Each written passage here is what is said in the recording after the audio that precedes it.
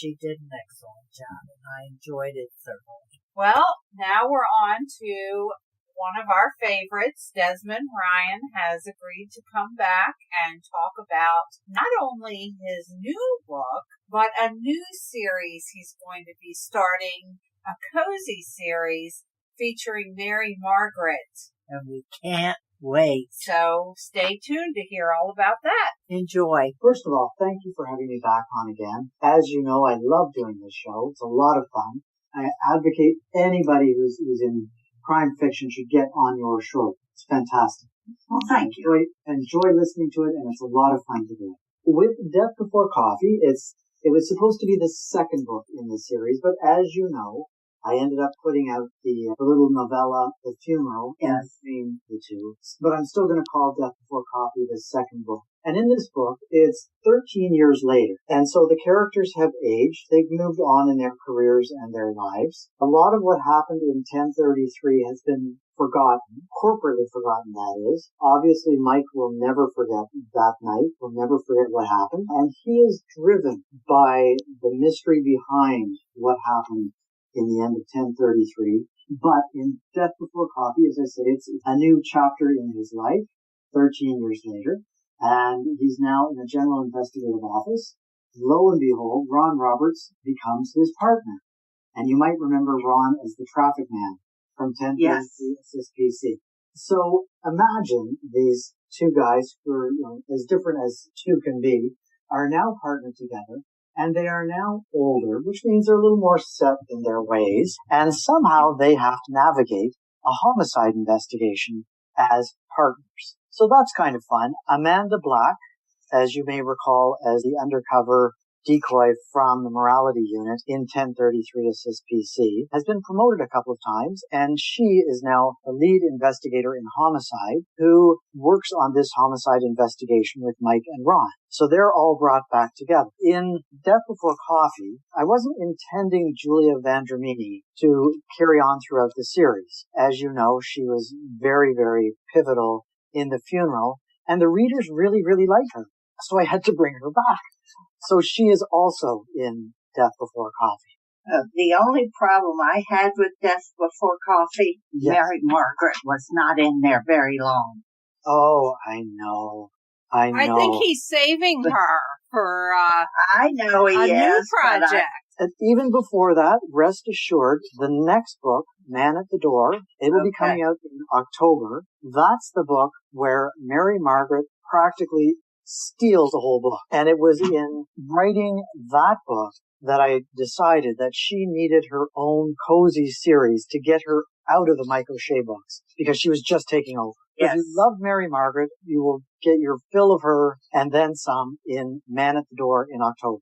Okay, I hope you're going to send us an advance reader copy so we can read it before anybody else. Absolutely. I'm looking forward to that. Now, Mike, I know in consequence of the shooting with Sal, he's a much darker character in this book than he was in the first. Yes.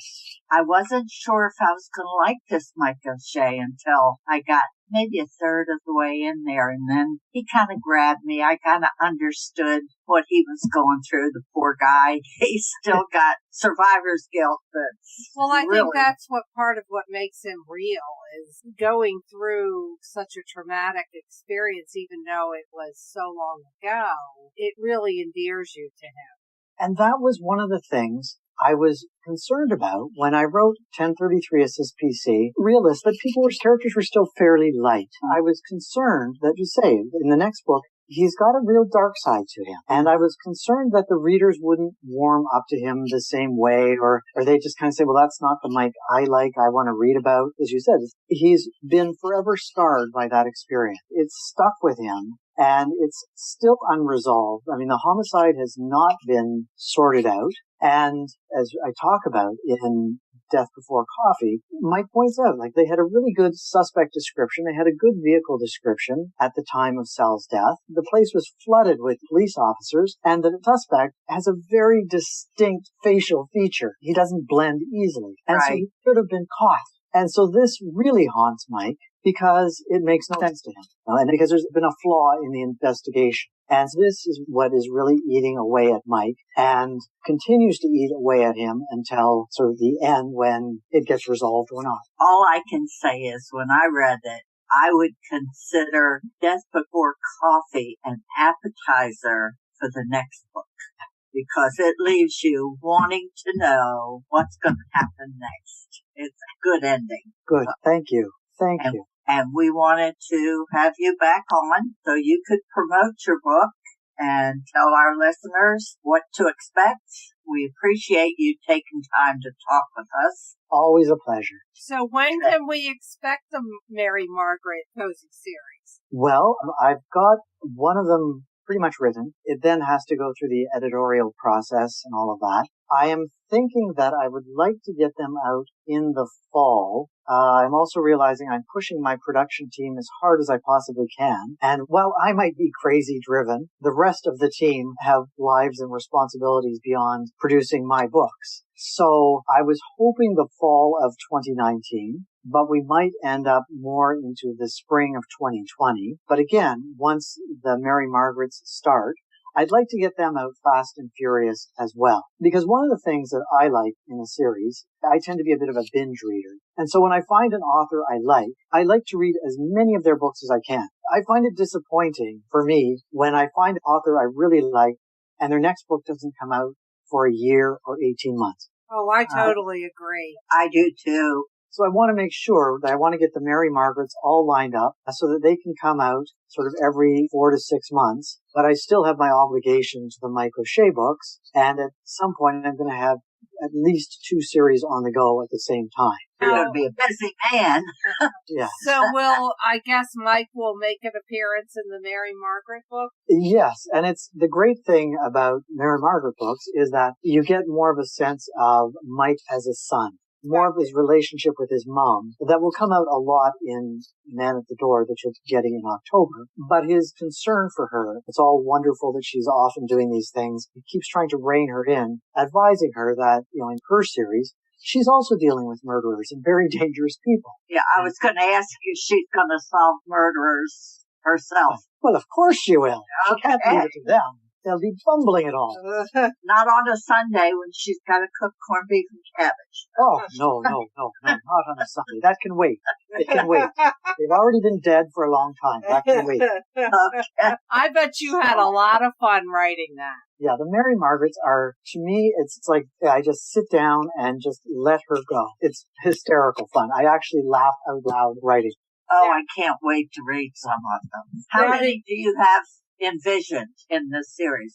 I so enjoy writing Mary Margaret that I see her as an indefinite run. Oh, good. Unlike the Mike O'Shea series, there's not going to be any underlying issue that needs to be resolved. Just her just running wild. Great. Now, Desmond, we follow you on Twitter and we see that you've done some events. Do you have any upcoming events you'd like our listeners to know about? Well, actually, all of my events so far are in Toronto because that's where I live.